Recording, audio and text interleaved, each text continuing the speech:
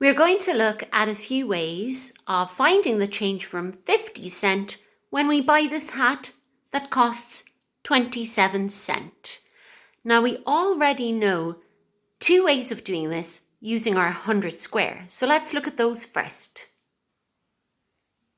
Looking at our 100 square, we could start at 50 and we could count back every single number 27 times because we have 50 and we are taking away 27 cent to find our change. So let's try that. 1, 2, 3, 4, 5, 6, 7, 8, 9, 10. There we are. 11, 12, 13, 14, 15, 16, 17, 18, 19, 20, 21, 22, 23, 24, 25, 26, 27. So you already see the answer there. 50, when we take away 27 cent, gives us 23. There's another faster way that we could do that. If we count backwards in tens until we get to the tens number that we need. So taking away 27, like that would mean we start at 50, and first we take away the 20, so counting back in tens, 10, 20, and now we take away the 7. 1, 2, 3, 4, 5, 6, 7. So that was even faster really, wasn't it? Okay, so that's two ways that we already know using our 100 square. There is one more way that we can learn. So here's the information we know. The person has 50 cent. They want to buy a hat that costs 27 cent. We can write the numbers down to do our taking away or subtraction. So here's how you can write that information down. I've been really careful to label the tens at the top. There's my T for tens and my U for units. Now, when we are subtracting in a vertical sum going up and down like this, we learned a rule called remember your manners, which means you go first. So that's units first and then thank you, tens next. So we have a little problem because if we're just looking at our units, you can't take 7 away from 0, can you? We need to do something called borrow and pay back. Take a look at this. So here we have the same sum laid out with the units on the left-hand side. Excuse me for the wobble, right here. So the tens are here on the left and the units over here on the right. Okay, so tens on this side, you see the label I wrote, and then the units on that side here. So we have 5 tens and 0 units, and we're trying to take away 2 tens and 7 units. Exactly. All of this information is the same, right? We're just laying it out in different ways. So we need to do the units first. We cannot take 7 away from nothing. So here's how you borrow and pay back.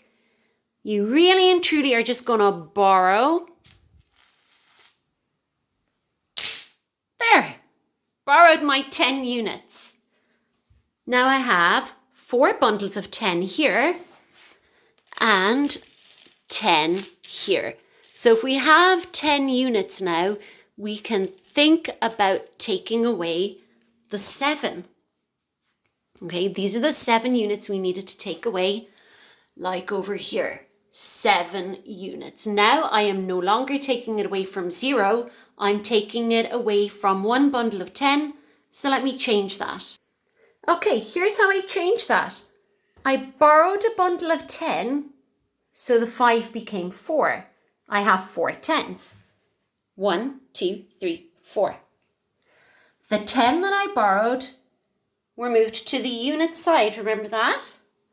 So I'm going to move my bundle like this. Now I can do my units first, 10 taking away 7. Then I can do my 10 side, 4 taking away 2. Now, you can work it out with these if you want to. I can just block off 7 one at a time. So 1, 2, 3, 4, 5, 6, 7. So how many are left there? 3 units. Okay, you probably already knew that 10 take away 7 leaves you with 3. And then all I have left to do is taking away my 10 side. So I have 1, 2, 3, 4 tens, and I'm taking away 2 units. Oh dear. Right, so all we have to do then is 4 take away 2, which is super easy, isn't it? Do you remember now why it's 4 take away 2 now? Because I borrowed 10. One bundle of 10. So it was 5 turning into 4. Now we're doing 4 take away 2, and that leaves us with 2. So the change you will get from 50 cent when you buy a hat costing 27 cent is 23 cent. That's exactly the same answer that we got when we used our 100 square in 2 different ways. Okay, we're going to try one more example using our 50 at the top. We have 50 cent. We want to buy a lollipop for 14 cent. We want to work out how much change we're going to get when we take away our 14 cent. Now, the only reason we need to borrow and pay back is because the number at the top on the unit side is too small. If it was a number 1 here, we'd still have to borrow, wouldn't we? Because 1 is smaller than 4. If it was number 2, we would need to borrow because 2 would be smaller than 4. If it was number 3 or if it was number 4, it would still be too small to take away 4. No, if it was number 3, it would be too small. But if it was number 4, we'd get 0 for the answer. If it was number 3, we would still have to borrow. So if the units number at the top is smaller than the units number you are taking away, you must borrow from the 10 side. Okay, let's get on with this. Units first. All right. 0 cent take away 4, I cannot do. So I'm going to borrow a bundle of 10. There's the bundle I borrowed. Now I have 10 units here, and that's okay. I've borrowed it, and 5 has turned into 4 tens. Okay, just like the last time, the borrowing is the exact same. So we still have 4 tens left. It's just the same. Now is where it gets a little bit different because the amount we are taking away is a new number. So now we're doing 10 take away 4. Our units go first. Excellent. And then we have the 10 side. 4 take away 1 leaves 3. So our answer would be 36 cent if we were spending 14 cent on this lollipop and we were paying with a 50 cent coin. Okay, let's just see what that looks like in real money in final conclusion. Okay, so there's my 10 side. There's my unit side. I have a 50 cent coin and no cents here. And then I'm taking away, like our very first sum, 27 cent. Oops, there we go. So there's my 20 on the 10 side.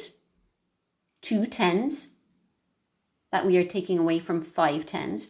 And on this side, we have 7 cents, a 5 plus 2 cent coin. All right, so we would borrow the 5 and pay back. So let's just super quickly look over this again. 5, 0, and this was a 2 and 7 cents. So 50, take that away. Borrow, pay it back to the 10 side. So 7 from 10 left you with 3. And then 4 tens take away 2 tens left you with 2. So that's 23 cent. Looking at the real coins. So that's back to the very first question that we practiced. All right. So I guess you know a lot of different ways now. If you want to practice taking away with your tens and units at home, you can use your crayons, your pasta, your raisins, all of that stuff. All right. So you're very good now to listen to this. This is a very long, tricky lesson. Well done. Remember, this is taking away when the units number at the top is smaller than the units number at the bottom. Okay, slán live.